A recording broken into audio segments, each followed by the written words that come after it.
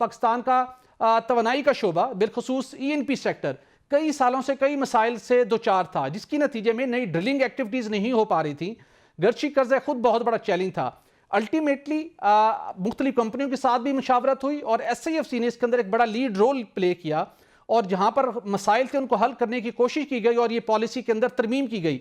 इस पॉलिसी की इम्प्लीमेंटेशन और पाकिस्तान की इंडस्ट्री के ऊपर इसके इम्पैक्ट किस तरीके से आप कैलकुलेट कर रहे हैं? अस्सलाम वालेकुम। सबसे पहले तो जी it is a privilege and honour to be on your show.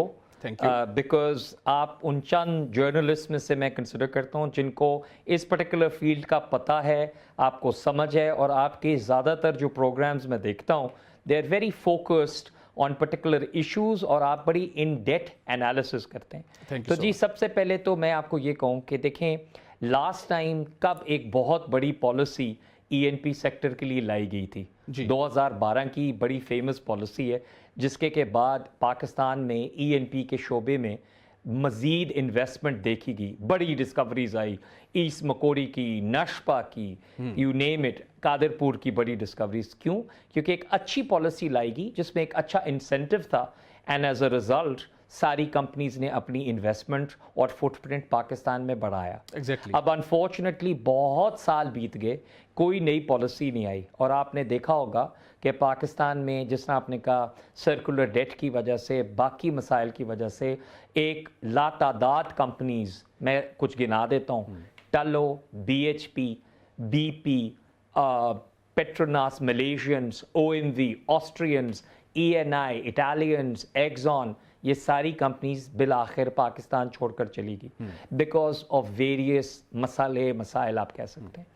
और आज मुझे बहुत खुशी हो रही है ये कह के कि एक नई पॉलिसी जिसका कि अक्रॉस द बोर्ड सारे ENP सेक्टर को फ़ायदा पहुंचेगा, वो ये 3565 है।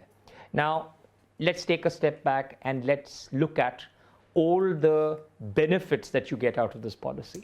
हम सबको पता है कि पाकिस्तान में सबसे बड़ी जो एक मसला इस वक्त है वो है एनर्जी शॉर्टेज, जिसके लिए आपको महंगी LNG मुल्क में मंगवानी पड़ रही है। It's unfortunate but that is the ground reality. Now सबसे बड़ा जो आपका चैलेंज है मेरे हिसाब से वो रिजर्व रिप्लेसमेंट है। What is reserve replacement? आपकी जो जितने आपके जो रिजर्व्स हैं गैस के, दे रनिंग आउट नाउ। उसके ऊपर अलग अलग किस्म के फिगर्स आते हैं, but let's say we take a conservative figure of 9 to 10% आपकी गैस जो डिप्लीशन रेट है वो मुल्क में चल रहा है। 3565 से क्या होगा?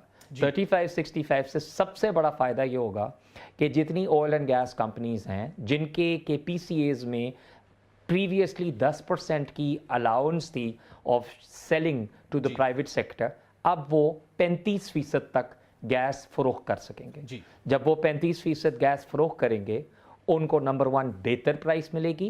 प्राइस के अलावा उनको जो इनवॉइसेस हैं, ट्रेड रिसीवेबल्स हैं, वो ठीक टाइम पे मिलनी शुरू हो जाएंगी। इससे क्या होगा? They will then be able to invest in the exploration programme. Exploration के प्रोग्राम के अंदर जब आप अपनी इन्वेस्टमेंट इंक्रीज करेंगे, ओपेक्स, कैपेक्स, मैं आपसे अपने नाज़रीन के लिए एक क्वेश्चन जरूर करना चाहूंगा और फिर इसी तरीके से आप कंटिन्यू रखिएगा।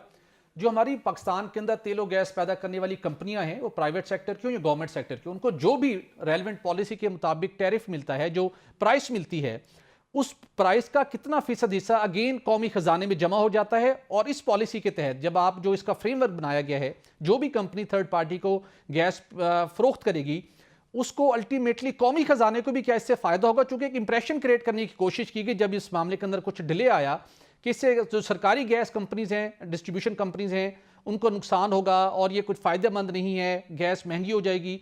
लेकिन इसमें कौमी खजाने को कितना फ़ायदा होगा? ओवरऑल ENP सेक्टर को ग्रो करने के अंदर कितने मौके मिलेंगे? Very good question Sohail. Again I will try कि मैं अपने नाजरीन के लिए, टारगेट ऑडियंस के लिए इसको सिंप्लीफाई कर सकूं। देखिए जी, सबसे पहले तो बात यह है कि मैंने जैसे कि कहा कि जो आपका सर्कुलर डेट है उसकी वजह से ये सारी कंपनीज अपना जो प्रोग्राम है, इन्वेस्टमेंट का जो प्रोग्राम है, उसको महदूद करना पड़ता है because you simply don't have the let's say liquidity. इसकी वजह से सबसे पहले तो आपकी लिक्विडिटी जो है मार्केट के अंदर वो it will increase, number 1। Number 2 जो बहुत ज़रूरी है, जो आपने बात की कि जो 35-65 के अंदर एक डेल्टा आएगा, जो बेहतर प्राइस मिलेगी जी, उसके अंदर एक फॉर्मूला है जिसको कहते हैं विंडफॉल ऑन गैस, ठीक। 40%। यानी कि एग्जांपल आपको मैं देता हूं, जी। बफर्ज माल जो डिफरेंस आ जाए, जो डेल्टा आ जाए, वो $1-1.5 आ जाए, उसका 40% जो डेल्टा होगा वो विंडफॉल ऑन गैस के मद में डायरेक्टली गवर्नमेंट ऑफ पाकिस्तान के पास चला जाएगा।